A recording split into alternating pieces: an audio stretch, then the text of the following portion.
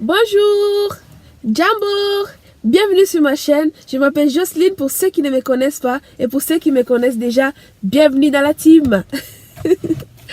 Aujourd'hui, mes besties, on va aider une femme. Je vais vous raconter une histoire d'une femme qui a besoin de notre aide. Elle a besoin qu'on réponde à une de ses questions et peut-être son histoire donner aussi une leçon. Ça pourra donner la leçon à d'autres femmes. Cette femme, je vais l'appeler Titi parce qu'elle tient à garder son anonymat. J'ai voulu partager ça avec vous pour que vous puissiez lui donner des réponses car elle en a besoin. En ce moment, elle est en train d'essayer de se reconstruire. Après son histoire, elle veut se reconstruire et elle a besoin de vos conseils. Voilà. Titi, c'était une femme qui était en couple pendant 13 ans. Mais là, elle s'est séparée avec son mari après avoir eu 2 enfants. Qu'est-ce qui s'est passé? Si elle veut raconter l'histoire, vraiment elle veut nous raconter cette histoire, c'est parce qu'elle veut attirer l'attention sur l'utilisation des réseaux sociaux, surtout pour les femmes mariées. Surtout pour les femmes mariées. Les réseaux sociaux, ça peut nous construire, tout comme ça peut détruire notre vie, notre couple, ça peut aussi détruire notre amitié. Titi, elle était en couple avec son mari. Elle ne connaissait pas Internet, elle ne connaissait pas informatique, elle ne connaissait rien des réseaux sociaux. Sa vie était tranquille. Elle n'avait pas de problème. Elle s'occupait de sa famille, elle s'occupait de ses enfants. Elle avait une petite vie tranquille. Mais dès les jours qu'elle a découvert les réseaux sociaux, mes chéris, toute sa vie a changé. Ça a bouleversé sa vie. Elle s'est connectée tous les jours. Elle passait ses journées sur Internet. Et quand son mari travaillait tous les jours et travaillait beaucoup, elle se retrouvait à passer tout son temps sur Internet. Il y a certaines femmes qui se reconnaissent. Elle passait tout son temps. Sauf qu'un jour, elle a fait connaissance d'un monsieur. Un gentilhomme. Elle a fait connaissance des messieurs. Au fil du temps, elle discutait avec les messieurs. Le monsieur est devenu son ami. Elle s'est confiée à ces messieurs. Il est devenu son confident. Et très proches, ils sont devenus très très proches. Elle s'est rendue compte qu'au fil des jours, le monsieur a presque remplacé son mari. Parce que tous les temps qu'elle aimerait bien passer avec son mari, elle passait avec ces messieurs. Et ces messieurs lui faisaient trop rire. Après 3 mois de leur relation avec ces messieurs-là, de leur amitié, moi j'appelle ça amitié parce que le monsieur n'avait rien dit, elle non plus, le monsieur lui a avoué qu'il ne pouvait plus cacher ses sentiments, qu'il était amoureux. Et elle avait 39 ans. Mais elle dit qu'elle s'est sentie comme une petite fille de 15 ans. Les petites étoiles dans le ventre. Et elle s'est sentie comme si c'était la première fois. Elle s'est sentie bien. Parce que, vraiment, il y a des sentiments qu'elle ne ressentait plus. Mais les jours que le monsieur lui a avoué qu'il est tombé amoureux, elle s'est sentie importante. Elle s'est sentie bien.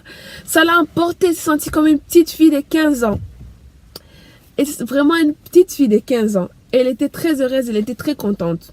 Parce qu'elle aussi, elle était déjà amoureuse de ces messieurs. Dès les jours que le monsieur lui a raconté cette histoire d'amoureux et de tout ça et tout, blablabla, là, leur conversation a changé. Le message est devenu sensuel. Il commençait à s'envoyer des photos sexy, des choses comme ça. Tout a changé. Elle savait à l'intérieur d'elle que ce n'était pas bien ce qu'elle faisait. Mais elle n'arrivait plus à se décrocher. Elle était déjà accrochée à ce monsieur. Elle était devenue accro aux réseaux sociaux. Elle pouvait plus passer de messages de ces messieurs. Et à chaque fois dans la journée, elle regardait son téléphone, son ordinateur, pour voir si le monsieur a écrit un message, pour voir s'il est connecté. Et tout le temps, elle était devenue accro. À un moment, son mari voulait prendre ses vacances. Son mari a pris des vacances. Là, il fallait qu'elle diminue sa fréquentation. Elle pouvait plus être connectée tout le temps. Elle pouvait plus écrire des messages tout le temps. Sauf que tellement elle était accrochée, tellement elle était accro aux réseaux sociaux, elle était déjà, je ne sais pas, emportée par les réseaux sociaux. Elle partait se cacher dans les toilettes pour essayer de se connecter et d'être en contact avec ces messieurs. C'est compliqué. Et il ne pouvait même plus se passer de lui. Sauf que ce monsieur avait son foyer, avait ses enfants et avait aussi 7 ans de mariage déjà. Vous voyez ce qui s'est passé? Un jour, son mari était en train de regarder le foot parce que son mari il aime beaucoup le foot. Et s'est dit, ah, comme il est concentré sur le foot, laisse-moi m'éclipser un peu dans la chambre pour chatter avec mon amant. Mon chéri Coco. Et s'est éclipsé dans la chambre pour chatter un peu avec son chéri Coco. En train de chatter, à faire des photos. Elle a senti quand. Elle a sursauté, elle pensait que c'était son mari. Non, c'était sa fille qui est venue lui dire que son frère est tombé dans la douche et qu'il saignait. Et vous savez, le cœur des mamans. Elle est sautée, elle est partie voir son fils. Elle a laissé l'ordinateur allumé avec une photo franchement bien traitée qu'elle voulait envoyer à son chéri. Elle est partie, elle a laissé l'ordinateur. Imaginez-vous la suite. Je vais continuer. Elle est partie s'occuper de son fils. Sauf que le fait qu'il y avait du bruit du côté des chambres, son mari est venu regarder. Et il est passé par leur chambre d'abord avant d'aller voir le petit qui est tombé. Et en arrivant dans la chambre, l'ordinateur l'a accueilli. Il est parti voir. Il a trouvé la photo de sa femme bien sexy et tout. Et il a tout découvert. Il a vu la conversation avec les messieurs. Avec tous les calmes du monsieur, il a commencé à chatter avec son rival. Il a répondu, il a même pris la peine de raconter à cet homme que l'enfant est tombé. Il a raconté toute l'histoire qui s'est passée à la maison. Après, il a écrit beaucoup de je t'aime. Et il s'est allongé sur les lits pour se reposer. Je ne sais pas si pour se reposer ou bien pour reprendre ses idées. Après, sa femme, quand elle a fini de s'occuper de son fils, il revient dans la chambre, il trouve son mari allongé et la télé est encore allumée. Il dit, mais qu'est-ce qui se passe? Mais la télé est allumée. C'est l'équipe, c'est son équipe préférée qui joue. Mais qu'est-ce qu'il fait dans la chambre? Il a demandé, qu'est-ce qui va pas? Pourquoi tu regardes pas? Tu vas pas regarder les matchs? Son mari a juste pris les clés. Il est sorti de la maison pour rentrer le lendemain.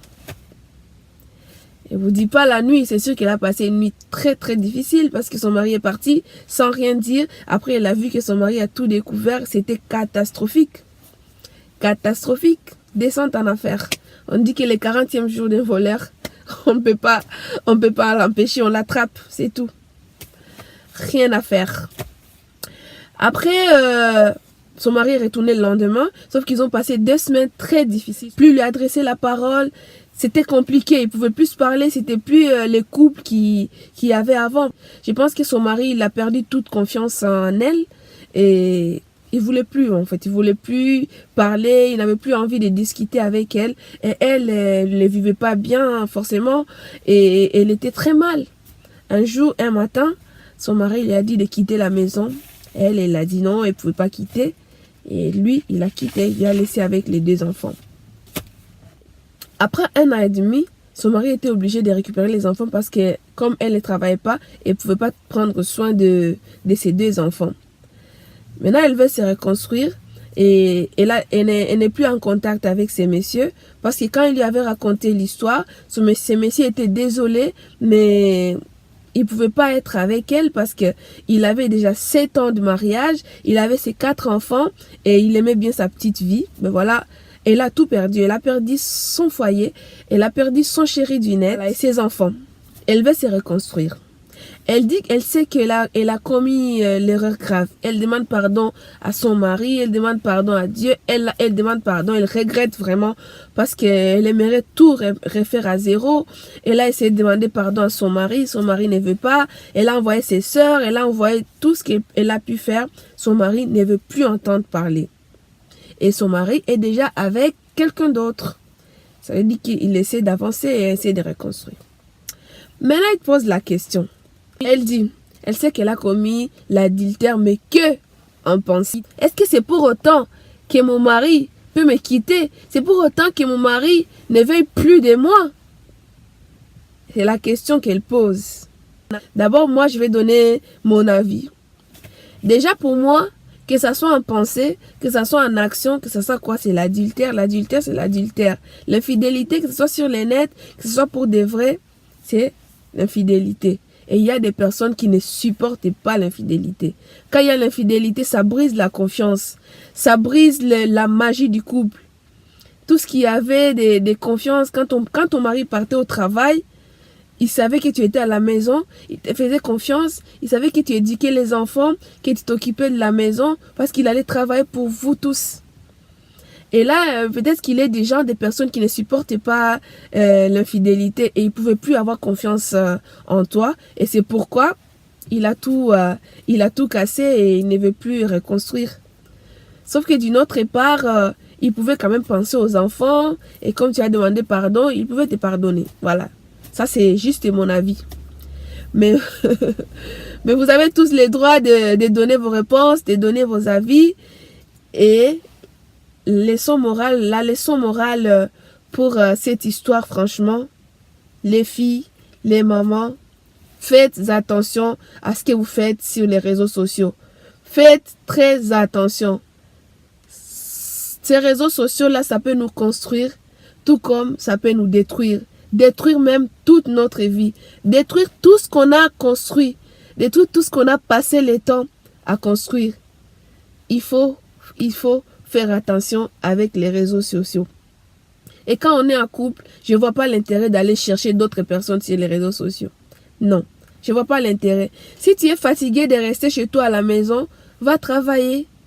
Si tu es fatigué de rester chez toi à la maison, va travailler. Si tu es à la maison et tu t'ennuies parce que ton mari travaille beaucoup, crée des choses. Occupe-toi à la maison. Si tu ne veux pas aller travailler, occupe-toi avec tes enfants. Concentre-toi sur ton foyer. Déjà, occuper la maison. Pas occuper la maison. S'occuper de la maison, faire à manger, s'occuper des linges, s'occuper des enfants, 2 enfants. Je vois qu'on peut pas avoir les... Je sais pas, moi, c'est juste mon expérience. Je vois pas comment on peut avoir encore les temps de passer sur Internet, connecté. Comment on peut s'ennuyer avec tout ce qu'on a à faire à la maison?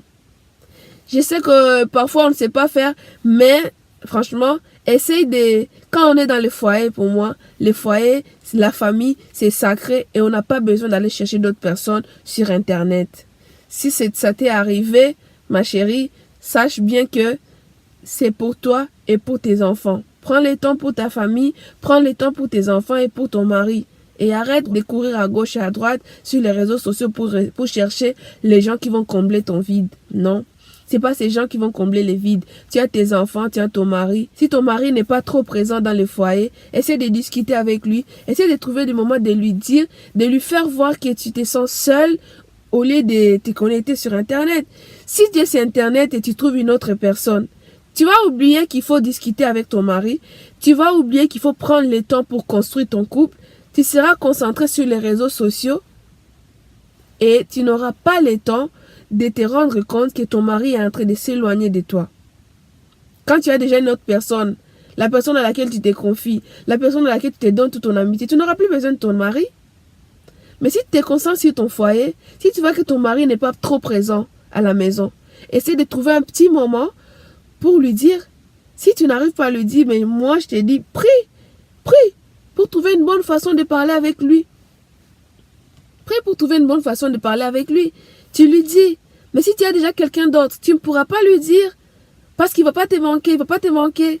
Tu n'auras plus besoin de lui. Tu n'auras plus besoin de lui si tu as déjà quelqu'un d'autre.